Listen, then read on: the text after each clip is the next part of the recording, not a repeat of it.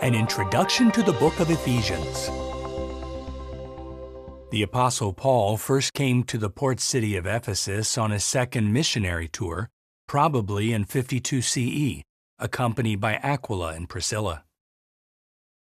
After a short visit, Paul departed, leaving Aquila and Priscilla behind to continue preaching and teaching. But on his third missionary tour, Paul stayed for about 3 years, zealously carrying out his ministry and forming a close bond with the Ephesian brothers. Later, about 60 or 61 CE, the Apostle Paul wrote the letter to the Ephesian congregation. He wrote it from Rome, where he was under guard awaiting trial. The letter to the Ephesians has 6 chapters. Chapter 1 highlights that God purposed an administration, or a way of managing his household. By this means, those chosen to live in heaven and those who would live on earth would be united with Jehovah through Christ.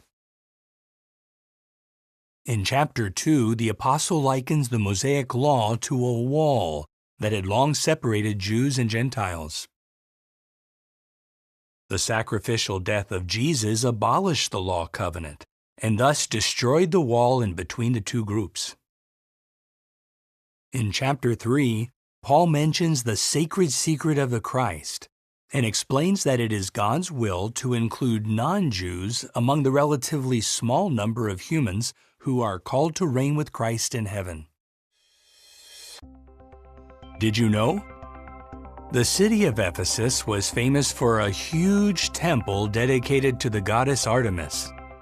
As related in Acts chapter 19, silversmiths of Ephesus had a lucrative business selling small silver shrines of Artemis.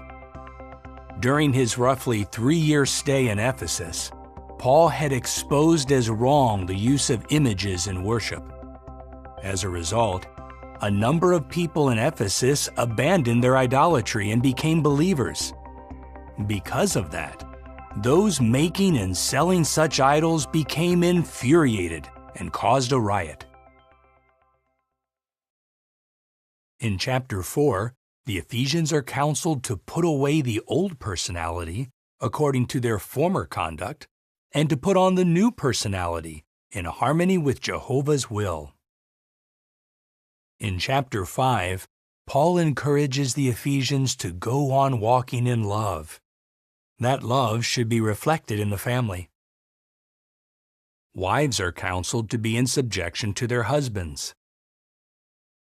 Husbands are counseled to continue loving their wives, just as the Christ also loved the congregation.